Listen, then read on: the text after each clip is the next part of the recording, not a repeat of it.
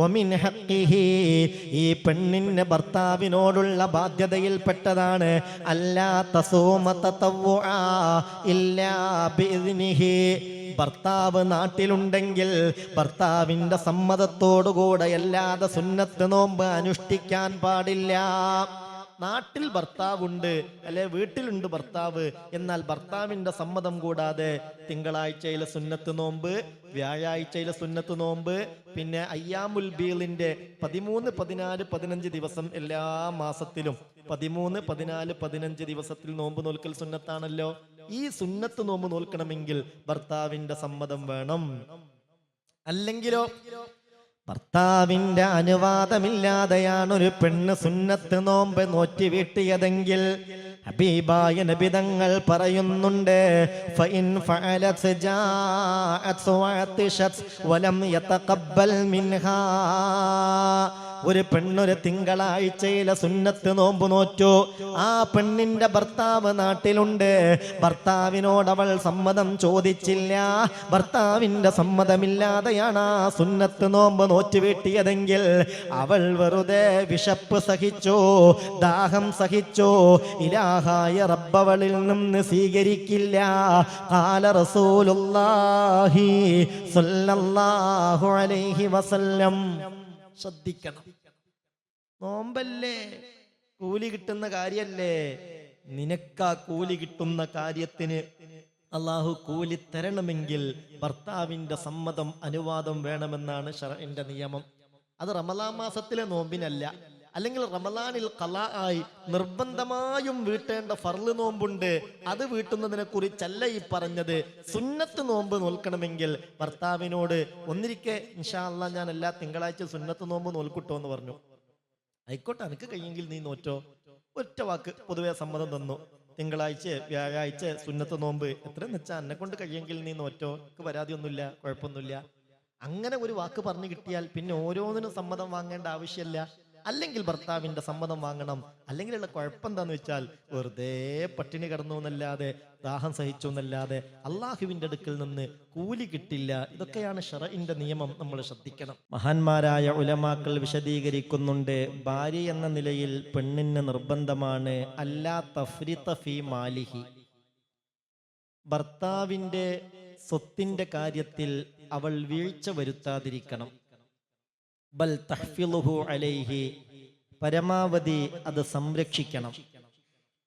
ഖാല സല്ലല്ലാഹു അലൈഹി വസല്ലം, മഹാനായ നബി തിരുമേനി തങ്ങൾ പറഞ്ഞിട്ടുണ്ട്, ലാ യഹില്ലു ലഹാ അൻ തുത്ഇമ മിൻ ബൈതിഹി ഇല്ലാ ബിഇദ്നിഹി, ഭർത്താവിന്റെ സമ്മതമില്ലാതെ വീട്ടിൽ നിന്ന് മറ്റൊരാൾക്ക് ഭക്ഷണം കൊടുക്കാൻ പോലും പാടില്ല എന്നാണ് അടിസ്ഥാന നിയമം.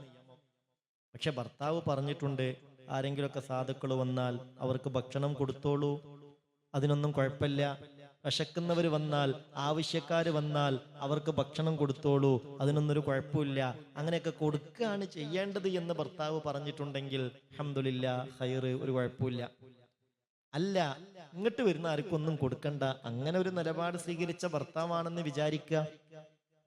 എന്നാൽ ലാ യഹില്ലു ലഹാ, ഈ പെണ്ണിന് അനുവദനീയമല്ല അൻ തുത്ഇമ മിൻ ബൈതിഹി, ഭർത്താവിന്റെ വീട്ടിൽ നിന്ന് മറ്റൊരാൾക്ക് ഭക്ഷണം നൽകൽ ഇല്ലാ ബിഇദ്നിഹി, ഭർത്താവിന്റെ സമ്മതം കൂടാതെ.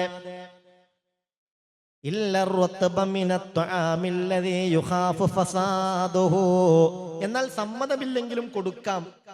ആ ഭക്ഷണം അവിടെ വെച്ചാൽ അത് കേടുവരും, ആ വീട്ടുകാര് എന്തായാലും കഴിക്കുന്നില്ല, അവർക്ക് കഴിക്കാൻ താല്പര്യമില്ല, അത് മറ്റാർക്കെങ്കിലും കൊടുത്തില്ലെങ്കിൽ അത് കേടുവന്നു പോകും, അത് നഷ്ടപ്പെടും. അങ്ങനെയുള്ള ഭക്ഷണമാണെങ്കിൽ ഭർത്താവിന്റെ സമ്മതത്തിന് കാത്തിരിക്കേണ്ടതില്ല, അത് കൊടുക്കാവുന്നതാണ്.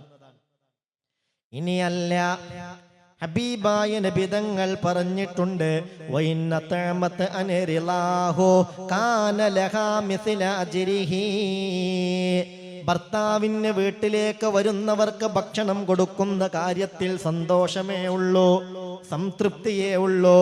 അതിൽ ഒരിക്കലും അയാൾക്കൊരു പ്രശ്നമില്ല, പരാതിയില്ല, വിലക്കില്ല.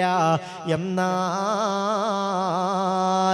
വീട്ടിൽ നിന്ന് ഭക്ഷണം അങ്ങനെ നൽകി കഴിഞ്ഞാൽ സഹോദരി ശ്രദ്ധിക്കണേ, ആ സ്വത്തിന്റെ ഭക്ഷണത്തിന്റെ ഉടമയായ ഭർത്താവിന് എത്രത്തോളം പ്രതിഫലം അതിന് കിട്ടുമോ അതേ പ്രതിഫലം തന്നെ ഭാര്യക്കും ലഭ്യമാകുമെന്ന് മഹാനായ മുത്ത് മുഹമ്മദ് മുസ്തഫ സല്ലല്ലാഹു അലൈഹി വസല്ലം.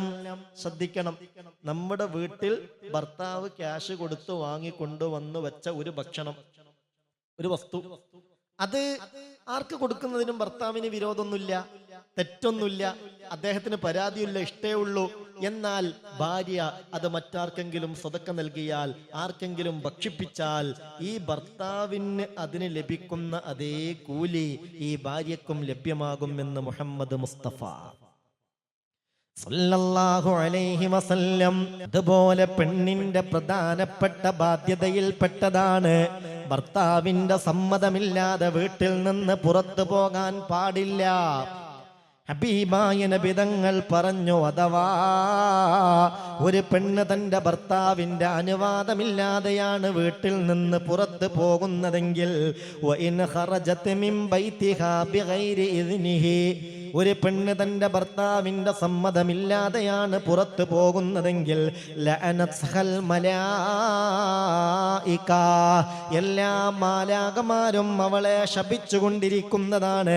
ഹത്താ തർജിഅ ഇലാ ബൈതിഹി, അവൾ അവളുടെ ഭർത്താവിന്റെ വീട്ടിലേക്ക് മടങ്ങിയെത്തുന്നത് വരെ. ഔ തതൂബ, അല്ലെങ്കിൽ ഇലാഹായ റബ്ബിനോട് എനിക്ക് മാപ്പ് നൽകണമേ റബ്ബേ എന്ന് ആത്മാർത്ഥമായി തൗബ ചെയ്യുന്നത് വരെ റഹ്മത്തിന്റെ മാലാകമാർ അവളെ ശപിച്ചുകൊണ്ടേ ഇരിക്കുമെന്ന് ഖാല റസൂലുള്ളാഹി സ്വല്ലല്ലാഹു അലൈഹി വസല്ലം. അല്ലാഹു കാക്കട്ടെ. ഒന്ന് ആമീൻ പറഞ്ഞേക്ക്, അല്ലാഹു കാക്കട്ടെ. ഇതൊക്കെ നമ്മൾ ആലോചിക്കണം. പക്ഷെ ഇവിടെയൊക്കെ ശ്രദ്ധിക്കേണ്ട ഒരു സംഗതി, ഭർത്താവ് നാട്ടിലില്ല എന്ന് കരുതുക, അല്ലെ ഭർത്താവ് വീട്ടിലുണ്ട്, ഭർത്താവ് പലപ്പോഴും പല ജോലിക്കും പുറത്തൊക്കെ പോകുന്ന ആളാണ്, ഇന്ന വിഷയങ്ങൾക്കൊക്കെ അത്യാവശ്യമുണ്ടാകുമ്പോൾ നിനക്ക് പോകാം എന്ന് പൊതുവെ ഒരു സമ്മതം ഭർത്താവ് തന്നിട്ടുണ്ടെങ്കിൽ അതിനിത് ബാധകമല്ല. മക്കളുടെ പഠനവുമായി ബന്ധപ്പെട്ട് അതിന് അത്യാവശ്യം സ്കൂളിലേക്കൊന്ന് പോകേണ്ടതുണ്ട്, ഭർത്താവ് പറഞ്ഞിട്ടുണ്ട്, അങ്ങനെ അത്യാവശ്യമൊക്കെ ഉണ്ടാകുമ്പോൾ നീ പോയിക്കോ, കുഴപ്പമില്ല.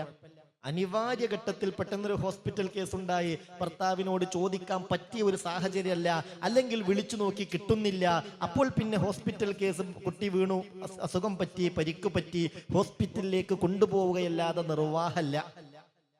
അതാ ഭർത്താവ് അറിഞ്ഞാൽ എന്തായാലും സമ്മതം തരുന്നൊരു കാര്യമാണ്. അങ്ങനെയൊക്കെ ആകുമ്പോൾ ഇത് ബാധകമല്ല. അല്ലാത്ത നിലയിൽ എപ്പോഴും ഭർത്താവിന്റെ മനസ്സിൽ ഇവളിങ്ങനെ തെണ്ടി നടക്കുന്നത് ഇഷ്ടല്ല. അതറിഞ്ഞുകൊണ്ട് സമ്മതമില്ലാതെ അങ്ങാടിയിലേക്കോ മറ്റാവശ്യങ്ങൾക്കോ പോകുന്നത് അത് വലിയ വിപത്താണ്. റഹ്മത്തിന്റെ മാലാകമാർ നിരന്തരമായി ശപിച്ചുകൊണ്ടിരിക്കുമെന്ന് ഖാല റസൂലുള്ളാഹി സ്വല്ലല്ലാഹു അലൈഹി വസല്ലം.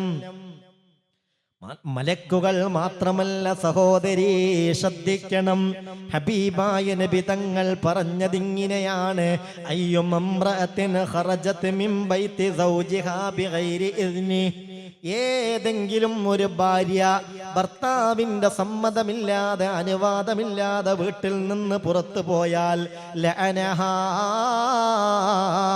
കുല്ലു ഷൈഇൻ ത്വലഅത് അലൈഹി ശംസു വൽ ഖമറു ഹത്താ റജഅത് ഇലാ ബൈതി സൗജിഹാ. ചിന്തിക്കേണ്ട ഹദീസാണിത്, ആലോചിക്കേണ്ട ഹദീസാണിത്. വൈന ഖറജത്ത്, ആ പെണ്ണ് വീട്ടിൽ നിന്ന് പുറപ്പെട്ടു ഭർത്താവിന്റെ സമ്മതമില്ലാതെ, ലഅനഹ, അവളെ ശപിക്കുന്നതാണ്. കുല്ലു ഷൈഇൻ, എല്ലാ വസ്തുക്കളും, ത്വലഅത അലൈഹി ശംസു വൽ ഖമറു, സൂര്യന്റെയും ചന്ദ്രന്റെയും വെളിച്ചം പതിച്ച വസ്തുക്കൾ എന്തൊക്കെയുണ്ടോ ആ വസ്തുക്കളൊക്കെയും ഇവളെ ശപിക്കുന്നതാണ്. ഹത്താ റജഅത ഇലാ ബൈതി സൗജിഹാ, അവൾ അവളുടെ ഭർത്താവിന്റെ വീട്ടിലേക്ക് തിരിച്ചെത്തുന്നത് വരെ. ഒരു ഉദാഹരണം പറയാ, ഭർത്താവ് ഗൾഫിലാണ്, ഇവളുടെ കുടുംബത്തിൽ ഏതൊരു കല്യാണമുണ്ട്, ഉപ്പയുടെ പെങ്ങളുടെ മകന്റെ മകൾ, മകളുടെ മകൾ, അങ്ങനെ അത്ര വലിയ അടുത്ത ബന്ധമൊന്നുമല്ല. പക്ഷെ എന്നാലും അവൾ പോകേണ്ടവളാണ്, അവളെ ക്ഷണിച്ചിട്ടുണ്ട്. ഭർത്താവിനോട് ചോദിച്ചു, ഇങ്ങനെ ഒരു കല്യാണം ഉണ്ട്, ഞാൻ പോട്ടെ? ഇപ്പൊ പോണ്ടാന്ന് പറഞ്ഞു. ഇപ്പൊ ഏതായാലും പോണ്ടാന്ന് പറഞ്ഞു. അവള് പറഞ്ഞു ഞാൻ പോവും. വാശി പിടിച്ചു, പോയി. അത് പ്രശ്നമാണ്. ആ സമ്മതമില്ലാതെയാണ് അവൾ അതിൽ പങ്കെടുത്തതെങ്കിൽ അവൾ തിരിച്ച് വീട്ടിലേക്ക് എത്തുന്നത് വരെ സൂര്യന്റെയും ചന്ദ്രന്റെയും വെളിച്ചം പതിച്ച മുഴുവൻ വസ്തുക്കളും അവളെ നിരന്തരമായി ശപിച്ചുകൊണ്ടേയിരിക്കുമെന്ന് മുഹമ്മദ് മുസ്തഫ സല്ലല്ലാഹു അലൈഹി വസല്ലമ തങ്ങൾ പഠിപ്പിച്ചിട്ടുണ്ട്. പിന്നെ കുറേയൊക്കെ ഈ സമ്മതം കിട്ടുന്നൊരു വിഷയം നമ്മൾ ചോദ്യത്തിന് അടിസ്ഥാനമായിട്ടായിരിക്കും. എല്ലാ വിഷയത്തിലും നമ്മളുടെ ആ ഒരു സംസാരത്തിന്റെ ഒരു ട്യൂൺ, അതിൻ്റെ ഒരു രീതി, അതിൻ്റെ ഒരു ശൈലി നന്നായാൽ ഏകദേശം പ്രശ്നങ്ങൾ പരിഹരിക്കപ്പെടും. നമ്മൾ പറയുന്ന കാര്യം ഒന്ന് തന്നെയാണെങ്കിലും പലപ്പോഴും ആ പറയുന്നതിൻ്റെ ഒരു ട്യൂൺ, അതിൻ്റെ ഒരു ശൈലി, അതിൻ്റെ ഒരു രീതി, അതിൻ്റെ സന്ദർഭവും സാഹചര്യവും പരിഗണിച്ച് ചോദിക്കേണ്ട ക്രമത്തിൽ ചോദിച്ചാൽ സമ്മതം കിട്ടും. പലപ്പോഴും നമ്മളുടെ ചോദ്യത്തിൻ്റെ ആ ശൈലി കൊണ്ടാണ് ഇങ്ങനെയുള്ള ഈ സമ്മതങ്ങളൊക്കെ കിട്ടാതെ പോകുന്നത്. ഏതായാലും ഭർത്താവ് സമ്മതം തന്നിട്ടില്ലെങ്കിൽ അങ്ങനെയുള്ള കാര്യങ്ങൾക്കൊക്കെ പോയാൽ അതുകൊണ്ടൊക്കെ നമുക്ക് വലിയ നഷ്ടമുണ്ടാകും, നാശമുണ്ടാകും. അല്ലാഹു റബ്ബുൽ ഇസ്സത്ത് നമ്മളെ കാത്ത് രക്ഷിക്കട്ടെ.